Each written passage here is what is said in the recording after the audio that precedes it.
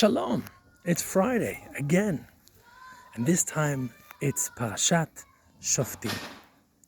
Parashat Shoftim is a really exciting parasha for many different reasons.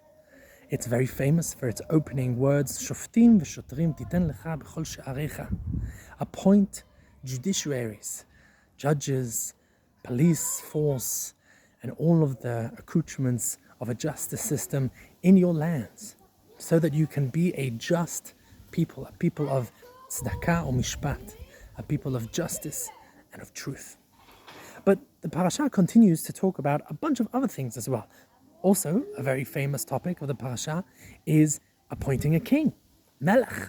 This appears in our parasha as well, and there's much to say about that. But if you actually continue throughout the parasha, you'll see that there is a theme of many different topics being discussed in our parasha that I'd like to string together with the title of violence. Violence is a dirty word for a good reason. Violence causes pain. Violence causes suffering. Violence can potentially cause actual damage, actual hurt, and even death. Violence is something that most of us really tend to avoid for good reasons, and violence is something that most of us have been taught, drummed into us from a very early age, that violence is unacceptable. And I think that the parasha challenges that concept, and I'd like to be controversial here. Violence is not wrong any more than a knife is wrong. A knife is a tool. It can be used to cut bread, or it can be used to stab someone. It can be used to save a life in a critical surgical operating room, or it can be used to take a life on the battlefield. A knife is a tool. It has dangerous implications.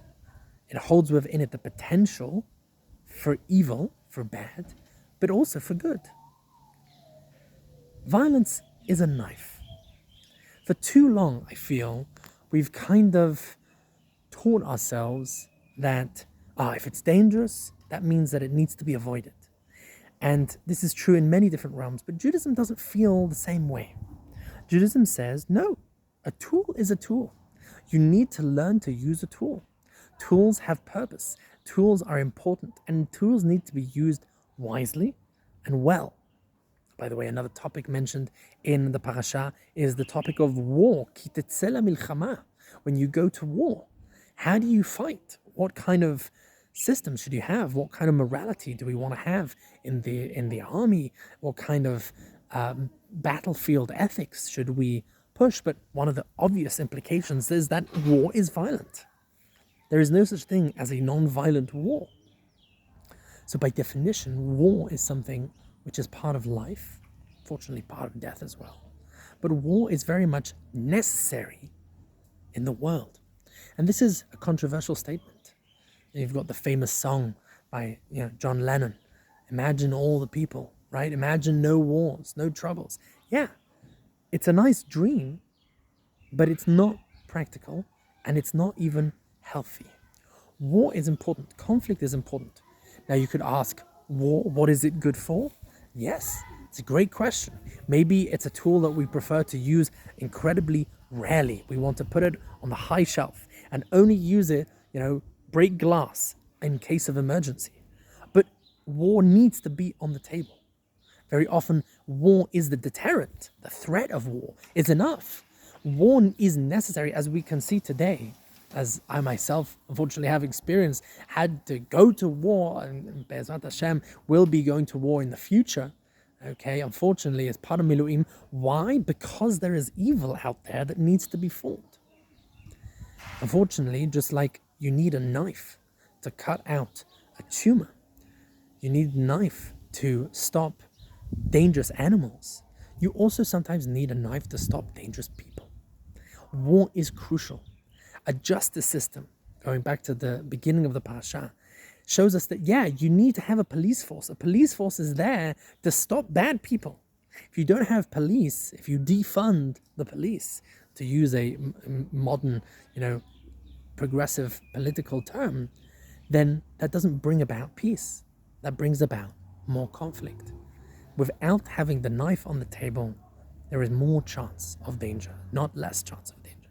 So I think the Torah talks to us in this language and says, yeah, war, milchama, a king, by the way, the job of a king is basically to be a big hand, a big fist, who can say, do it or else, right? That is the job of a tool that is necessary in society. And that is something that we need to learn how to live with. The Torah says, yeah, there will be violence, there will be war, there will be death, there will be a necessity to hurt, to use strength and pain. But if used correctly, if used for the right purpose, if used with the right intentions, if used wisely, then it can be a tool for good and not a tool for bad. You need to slay the dragon in order to free the princess, as the famous archetype goes. In order to get to the treasure, you need to be able to slay the monster. Without the ability to slay the monsters, without the ability to fight the enemies, without the mitzvah of fighting war correctly, that doesn't bring peace, that just brings more chaos, more destruction. So that is a small idea that comes out of this parasha. When we read through the parasha, we see the different situations. It's something that I think we need to integrate into our own lives. We very often live in a society which is scared of violence because it only sees the violence in the negative term, which is only used by bad people against good people. But there also needs to be a violence which is used by good people against bad people. That is also an important use of violence, and hopefully that will bring about a more peaceful time for the majority of the time. This idea might feel weird. It might make sense, but it might not sound right. And it's something that I'm very much willing to discuss. Feel free to leave a comment on the video if you disagree, or send me a message. I'd love to continue this discussion, but I think it's something that we sometimes today kind of forget about. It's something that needs to be brought back to our conscience and back to the conversation. So, a bit of a heavy topic this week, but I want to wish you all a Shabbat Shalom. Again, come back to the term Shalom, peace, Bezrat Hashem. May we have a non-violent week. May we only see good mitzvot of chesed and of love and ahava and Elul, which is Ani ledodi v'dodi li. We're now in the month of I am for my beloved and my beloved is for me, of bringing people together, of bringing families together, of bringing Am Yisrael together. So I wish us all a Shabbat Shalom, a week of Shalom, and Bezrat Hashem to be continued. Bezrat Hashem.